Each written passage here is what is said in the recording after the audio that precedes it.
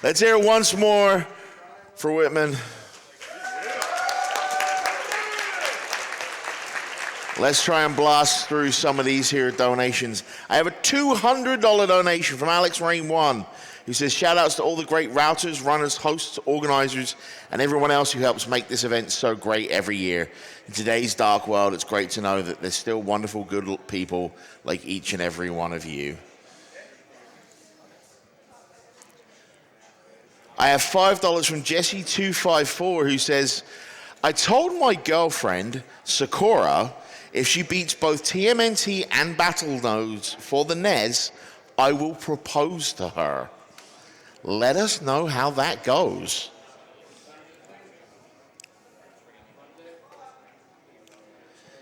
I have $50 from Casey Jones, who says, I'm a long-time viewer, and I figured it was only fitting to make my first GDQ donation during this year's TMNT block. A big cowabunga to all the runners for being such radical dudes.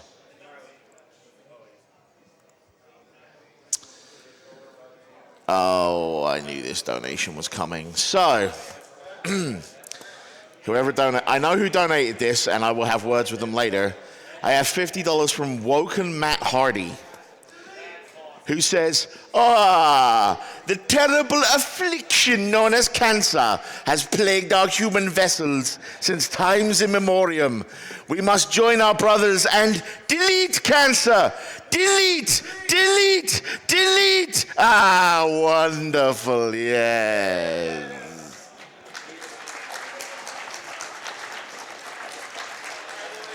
Hey, girl, hey. I have $25 from Gramora. Nice to hear from you, buddy. Donating for a good cause and to cause Bob the Goldfish is awesome. Please stop mentioning me in your donation comments, guys. It's not about me. It's about the charity. It's about the runners. This $25 goes to Bob's choice, which is Superman. I'm trying to... $50 from Ange. 50 says, nothing I'd rather do when homesick than watch other people play video games. Let's kick cancer's tail. Good luck to all the runners.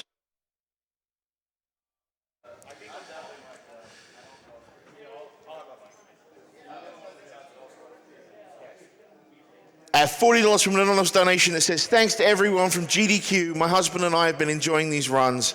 We're a huge fan of the TMNT series, so glad to see the turtles see some love. Greetings from Puerto Rico. Let's kick cancer in the butt with some turtle power. And with that, I'm going to go ahead and throw it over to Blecky, who's going to be interviewing Whitman Price. Take it away, Blecky. Hey, guys. I'm here with Whitman. So let's see. That was a solid run. One thing that's interesting to me about Teenage Mutant Ninja Turtles is you have these 4 different turtles that you can kind of choose between, and you can kind of use their health in different ways to get through areas. But how does that come up in terms of routing? Like, how can you make sure that you use all the health optimally at any given point? Thanks, Blecky. You're right. Guerrilla War is a great game. It was a very fun run. We had a good time.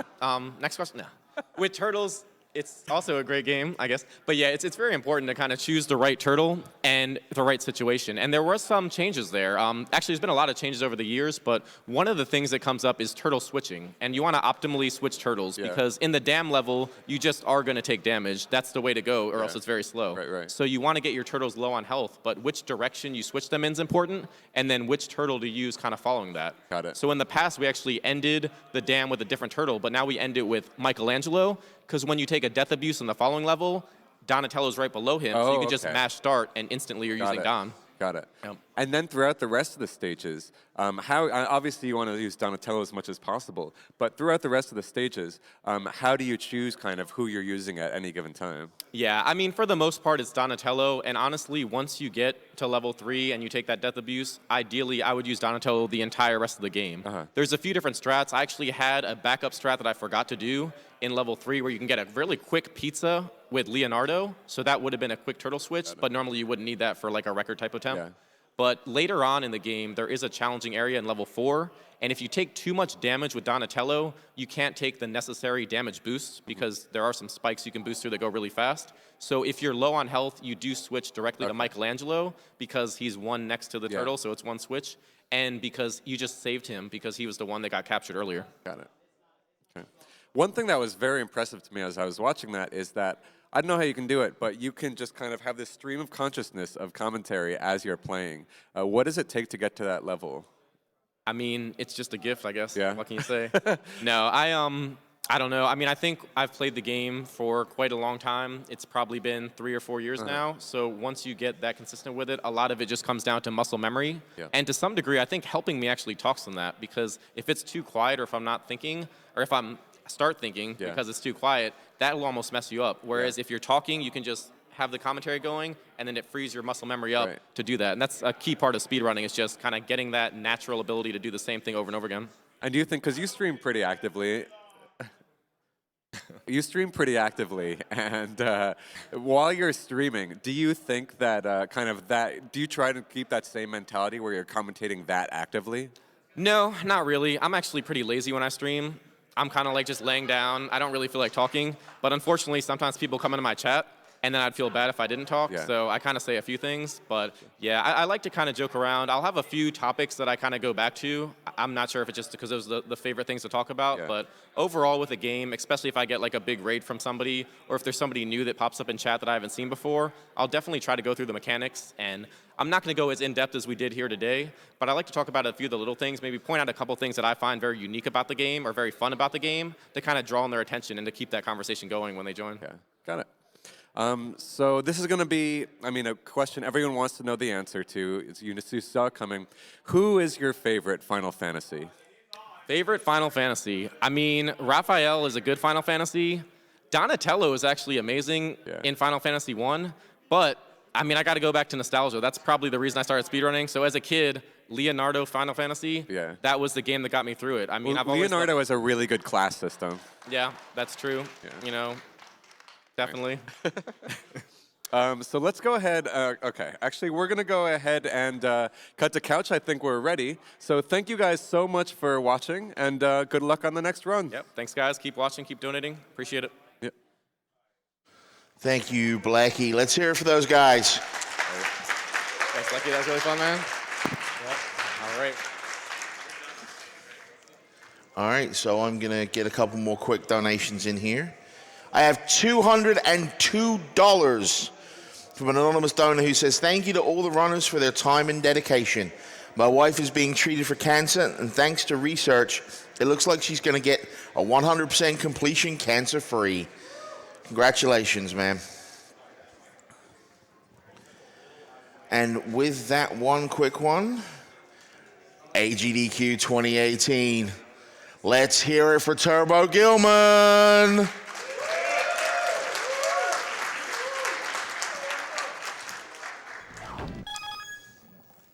Thank you.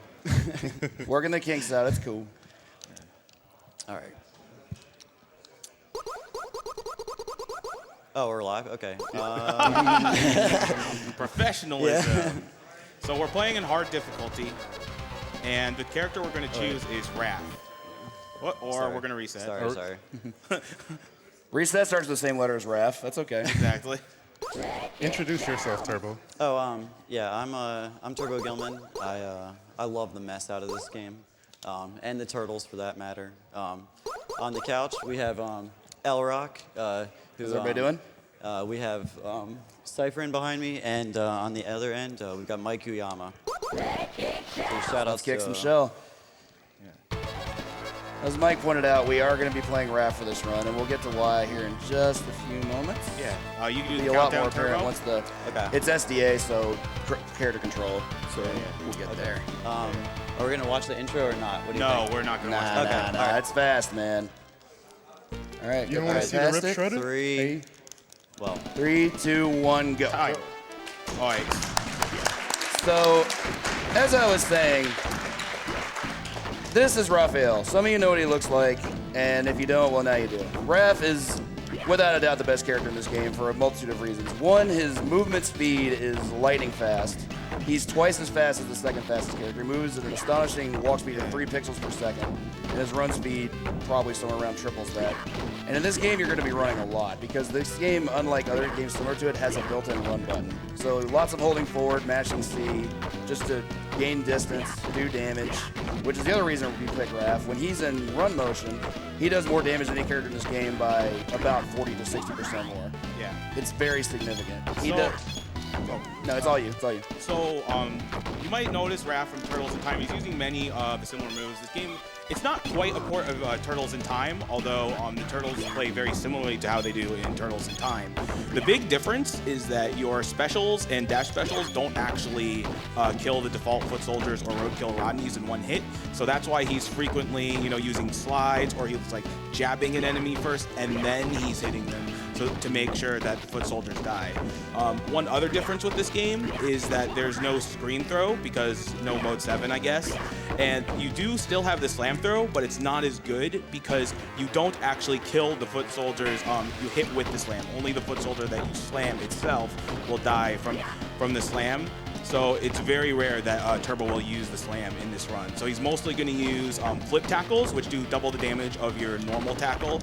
And he will also be using a lot of dash specials and slides because the slide makes you travel faster and does decent damage. It kills most foot soldiers in 2 hits. And the dash special is just one of your most powerful attacks that hits multiple foot soldiers at once. Slide is also invincible the entire time it's Yeah. out. So getting it through booby traps like falling boulders and balls, like it's actually necessary for that. We'll get to that a bit later though. And you'll notice with the tight execution, Turbo will often try to group the enemies as much as Despawn coming possible. here. Yeah. I didn't get it.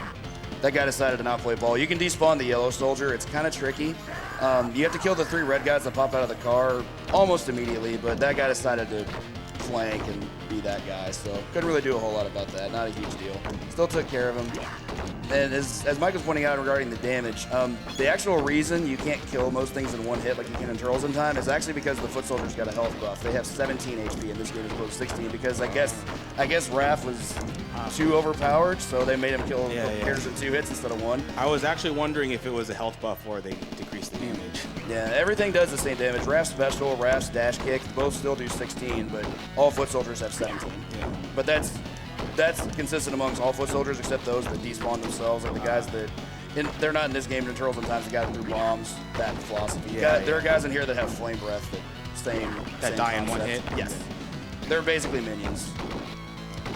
So Elrock, Donatello being my favorite turtle, why is he like a handicap compared to Raph? Slow. His damage while he's in run is good, but unfortunately his actual movement speed is very under par.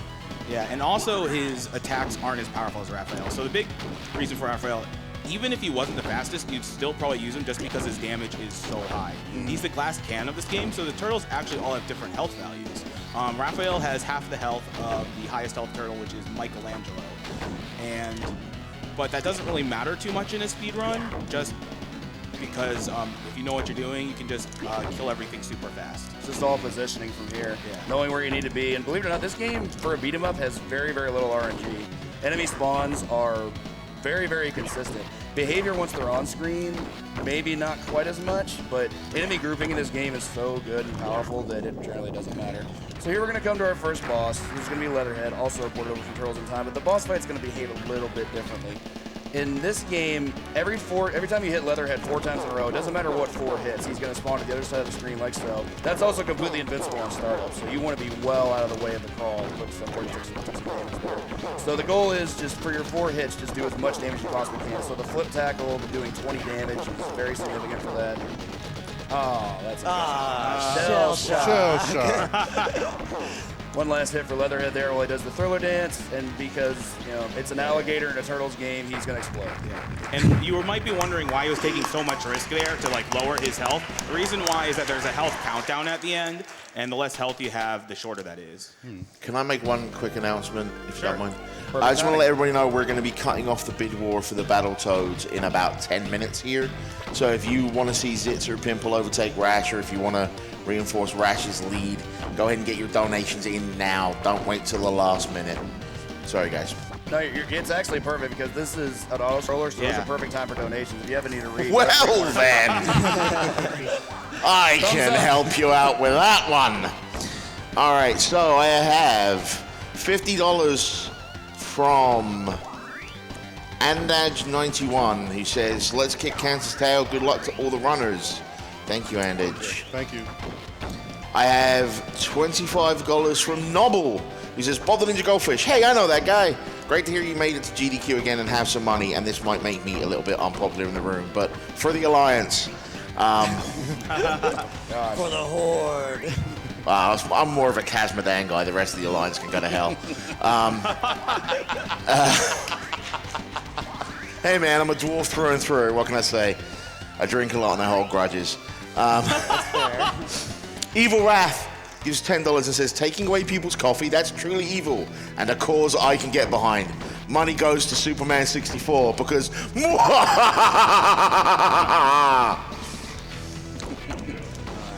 So here we have as designated our mysterious ghost ship. Why there's that in the Turtles game, I'm sure was in an episode, but I missed out on that. That explosive you see at the top is completely worthless. We're not going to use it because you have to manipulate enemies to go up there, and why would you do that when you can just run at them? Yeah, it's not like Turtles in Time where it just hits the entire screen. Yeah, unfortunate.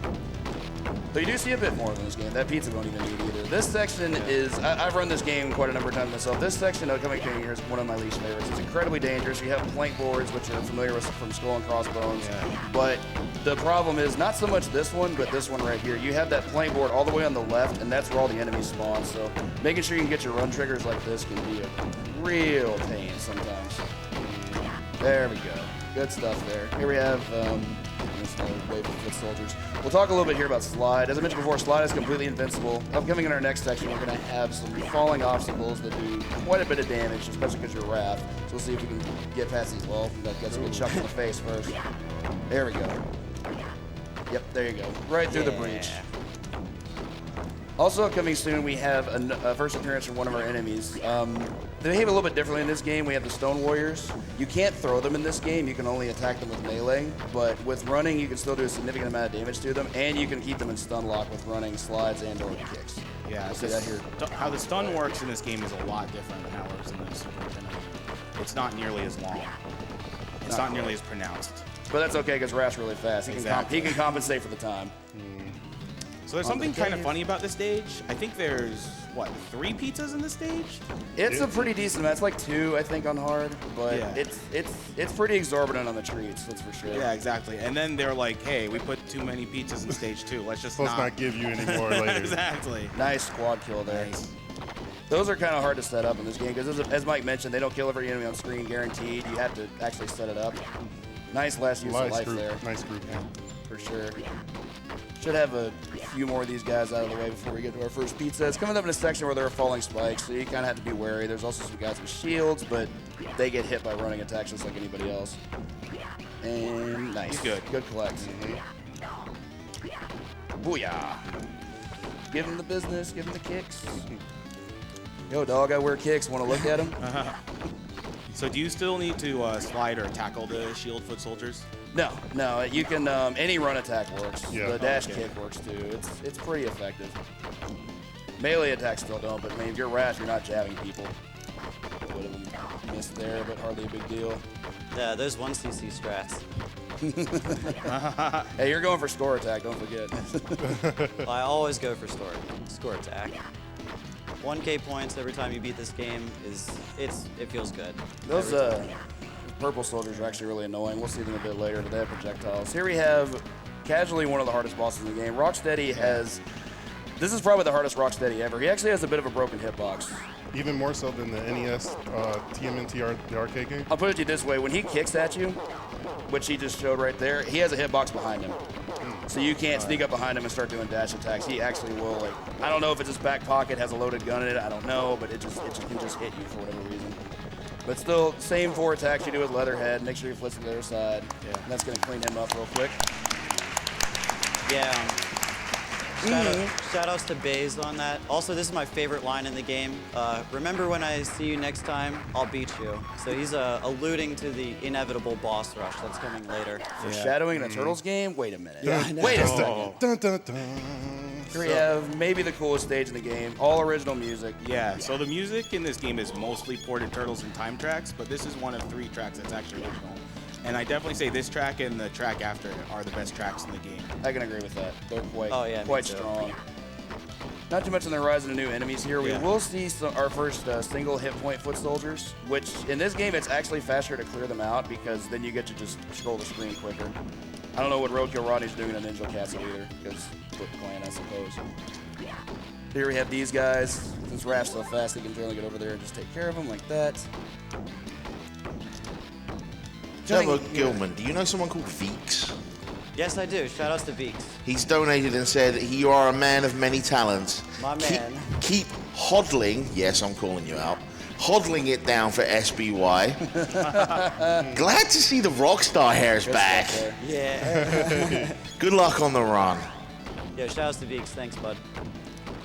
A few more enemies here. I always love that this is the stage they chose to like really abuse the mechanic of the manhole cover, just because they just pop out of the ground. It just looks so silly. It's like stone tablets. Okay. Now you saw Mousers there. It's the first time we've seen them this game. They will actually become quite a threat a bit later, but again, we'll get to that. Great stage here. Homage to the NES version of TMNT 2 with the Ninja Castle. It's very, very similar.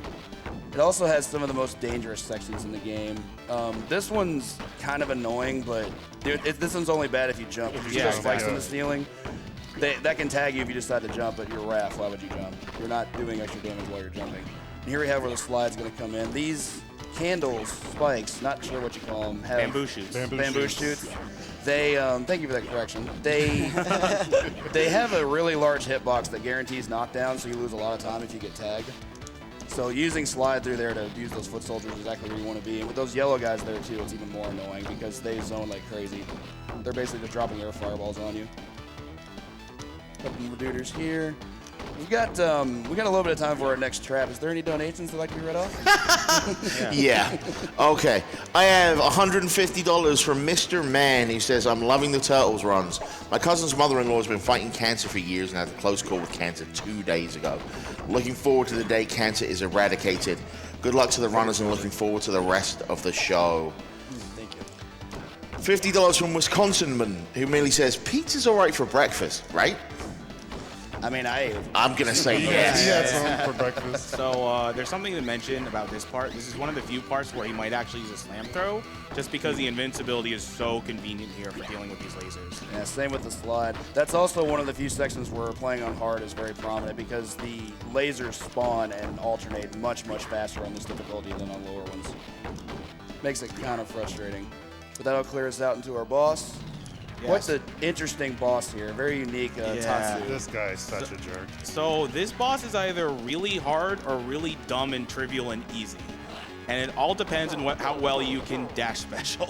Yeah, dash kick hits him twice at a time for 16 times each, so 32 damage for dash kick.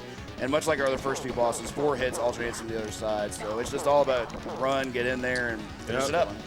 I boss fight, though. lose like 3 lives Yeah. against this guy. Great fight, Turbo. Great fight. Shoutouts to the Buddha Shredder in the back, too. Oh, The yeah. Shredder needs 8 more arms. And this is absolutely your last chance to donate for your Battletoad Toad of Choice. Touchdown! And coincidentally, the last time for donations, pretty much this whole level until All right. Baxter. Yeah, You it's just a tell boss me when rush. to stop, because I'm going to keep going. All right, go ahead. Okay, so I've got $30 from Zamora Guys, who says, shout out to my good friend Matt, one of the coolest dudes I know. Let's kick shell, Matty. Fuck yeah. Oh, sorry. My behavior, Graham. That was some very unturtles-like behavior right there. Cherrick Shell says, shot. No, he's ref. He's ref. Oh yeah, that's true. He's rude. Yeah, cool but rude. he is Okay, cool you're but right. He's crude. just Yep. role-playing. That's $20 all from it is, Evil folks. J We swear. says, it's second We time swear. donating this Oh, we marathon. don't swear. AGDQ has become something of a yearly tradition for myself.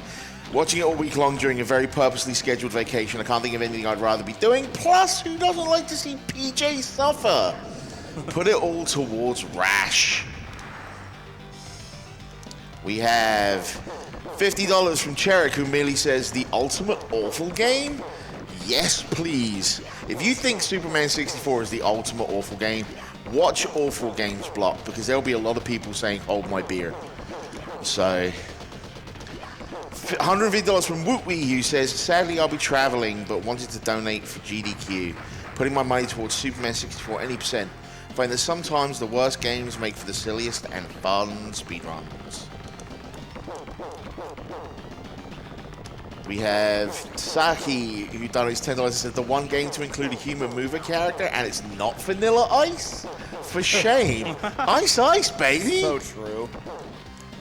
Wasted talent. Yay, wasted talent. kick is a fair move from Rocksteady. Oh, See what I mean? We've got a bit of a gauntlet thrown down here. $20 from Jamzar Steel, who says, turtles are good, but toads are better. I don't think we're going to have to see that. AGDQ record setter. Green doesn't go for zits. He's like cancer-free as the pits. I could be a fan of Rash. He's okay, but gets no cash. It could be that one George Pie Pimple. Silly name, but kind of simple. Instead, like Emerald, bam! Psych, put this for Superman. You put me through all that for Superman? Really? Welcome to Awful Games Block. Awful games. All right, so as you saw the boss rush there, really not much difference there in those boss fights. They have a little bit more health, and you don't get access to pizza, so you have to limit your specials. Here we have probably the most annoying boss in the game, Baxter Stockman. This is going to look very similar for anyone who's ever been in an arcade. The fight, however, goes a little bit differently. You don't have the jump slash with an air hitbox like you do in those games. For this game, you still have to take to the air, but that's not exactly Raph's strength. You do have a couple of options. On the ground, you can do a special, that spin kick you see there, which can connect with him. The downside is if it connects with a mouser, you still lose the health and don't get to hit Baxter, unless, of course, you also simultaneously hit Baxter. The other downside is the mousers are incredibly strong in the air. As you can see, they anti-air like it's going out of style. They just drag and punch for free. It's actually really obnoxious. You really lose a lot of time here. It's not really RNG based. It's just that it's one of those cases where your execution needs to be there. Just don't miss it. But still a good fight. Yeah, very, very good fight there. Yeah, and during the Rocksteady fight, I intentionally took the shell shock so that I would have specials, but I still took a ton of damage when I fought him. It was the right call for sure. Yeah.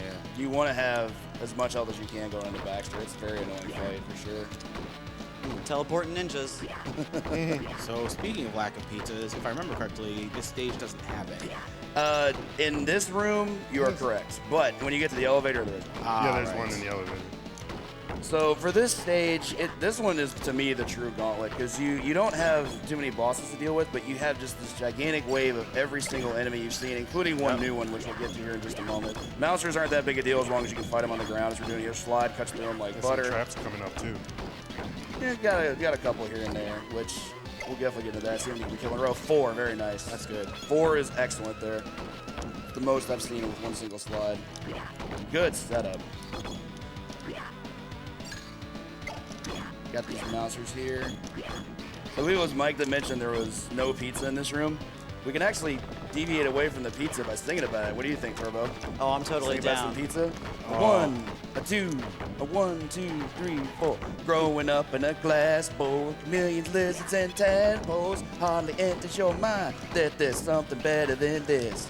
Lettuce leaf or a carrot, maybe a seed from a parrot. Leave it when I tell you the word gourmet just don't exist. But pizza power, flying stars of food delight. Pizza power, well that's what makes us feel alright. Ba-dum-bum. Oh, dear God. Thank you so much for that. Oh man. Beautiful, sir. Beautiful. Beautiful. Just pulled at my heart, sir. Speaking of which, what a jerk with that fireball right in the chest. More foot soldiers here. Some of these guys forgot their laundry, so they're gonna pop out of this chute here. More just all grouping. Raph's gonna run a lot. You'd think he would need to do cardio, but I guess not if he just gets to, bump his shoulder and everything and not put a bandage on it. So there is one thing about that flip tackle. You do have a limited time frame to do it, and if you screw it up, you'd end up doing a slide instead. Which is unfortunate because slide does cause knockdown. Yeah. Because you want the flip tackle is the only one-hit kill move in the game. So you have to make as much opportunity out of it as you can. This is also going to look familiar to Turtles Arcade fans. These freeze rays are obnoxious because you have to pace yourself around the screen. And foot soldiers have this habit of hanging out where they know one's going to spawn. They're just like, yeah. Pretty weak. And that's the first run in 2 weeks that I've had with without getting hit by ice. Nice. That was good, yeah, for sure. More sliding to avoid these balls. These guys like the zone. They're going to be a bit obnoxious here. We've actually got a small amount of time before the boss. We have time for a single donation? Actually, I want to make a quick announcement. Certainly. We did just add a new donation incentive for the Secret of Evermore run. Hey. Now, for those of you who are familiar with Meta Sigma's stream, there's a certain chicken with a certain theme song in mind. And if we meet the donation of about $20,000, Meta Sigma is going to sing the Lobotomy Chicken song during his Yo. run. So, Get your wallets out.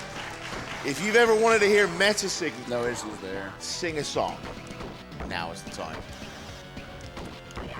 So one thing about deaths in this game is that they're not very costly for time, as long as you're not knocked out of the air. Truth. Yeah. Truth. And I've actually never even seen a deathless run of this game because a lot of special abuse really comes from that. Yeah, and there's just a lack of pizzas overall. Truth, especially on this difficulty. So here we have my favorite boss fight in the game. Here we have Krang. Also similar to Turtles in Time with one major difference. You can actually run in this fight because you're not tethered to a hoverboard. So there's actually a quick kill associated with this fight, which Baze actually really unlocked the key on. We're going to get 3 cycles here of dash kicks that are going to hit multiple times a piece. Perfect execution there. That was a phenomenal quick kill. Now, the interesting thing about that fight is when I was a health trigger. Right. When I was first practicing it, I would just hit him 6 times to get him to go into fly state because, I mean, that's as many hits as it takes. But I thought it was, oh, there's no pizza. Look at me being wrong. I'm so good. You miss the trigger by doing too much damage. Like, I would do, like, 6 shoulders, but then for the last cycle, he would go invincible and drop bombs, and you don't want that. You want to hit him for as little damage as you can so you can max out the damage on your kicks and, you know, mitigate time loss. Yeah, there's just, when he gets below a certain point of health, he will go into invincible mode, so the dash kicks help prevent that from happening just because they do so much damage. Through that. And for it's a beat 'em up, we have an elevator section here, which is also going to look very similar. This one's interesting. It moves a bit slower than your standard elevator, I think. And the enemies spawn out of the doors really slow, which I've never been a huge fan of. So you've got some Rodney Dooders here. They alternate the number of robots that come out of the door. It's 1, then 2, then 2, then 1. So you want to make sure you got your shoulder tackle ready on both sides, because it's also, much like for foot soldiers, it's the only attack that kills them in 1 hit. So you just want to make sure you're there. Little Mouser's floor here. There's 3 waves. Slide's going to take care of everything it needs to. Raph's getting his circus act on. That's cool. Slides in here. 1K. There we go. Nice. Score attack, boys. So it's actually good for marathon safety to do a score attack because you get lives every 300 points. It's actually first 100 points and every 200 points after that. Oh, really? So it's 1, 3, 5, 7, 9. It's a weird algorithm, but that's how it works in this game. Whereas in Turtles in Time, it's like just static. It's just every 200. So for this last section of enemies, they actually start spawning immediately. The goal is you want to kill all 3 waves before it reaches not the next door, because that one doesn't open, but there's a door right after that. If you don't kill them by then, it waits till the next door and you lose a cycle. So making sure to take care of all of them, which he was able to do, is very, very crucial. So we're going to move on here to our final boss. Now there's a bit of RNG associated with Super Shredder, but with good execution, making sure Slides get in there, which Slide is very, very important in this fight because it invincibles through any of his attacks. As long as you can keep those damage cycles going, it doesn't matter what he does because Slide goes through all of it. So we're going to see quite a bit of slippies here coming up in a second. Got your ice, got your fire, got your mutagen, and time will be when Shredder cascades over the side of the balcony. So we'll call that here soon. It takes about a 5-6 cycle fight. It's not long. Good damage output there.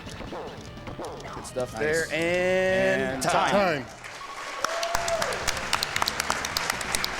24-22. That is an incredible time. That's a good That's time. a really good time. That's within a minute of your PB. So yeah, that's really good. Shredder cascades down the cliff. I guess. I was like, there's a word there. I don't know what it is. I sung them all away. My vocabulary's gone. And here we have Splinter just chilling out in the daytime New York City, like, you know, no one cares if there's a giant rat. Oh my God, giant rat. And a small little interesting thing about hard mode is that when you beat the game, we'll see the next scene, and we'll see a collage of the Turtles portraits as well. Which is actually one of my favorite things in the game. The Genesis art design for this game is actually pretty understated. It looks really neat. Oh yeah. It's pretty cool. Yeah, the portraits are insane looking. Turtle Pizza power. Oh, that's the same as the Super Nintendo version, actually. Yep. Yeah. And look, for all the work Raph did, he's about to fall over the edge. And Yeah. So, do you have any final shout-outs, Turbo, before we go on to Battletoads Arcade? First of all, shout-outs to AGDQ and this opportunity to be here and show off one of my favorite games of all time. And also shout-outs to Kevin Eastman and Peter Laird and Konami for producing a great game. And all my friends and family who helped me get here. I appreciate everyone's support and had a lot of fun. Awesome.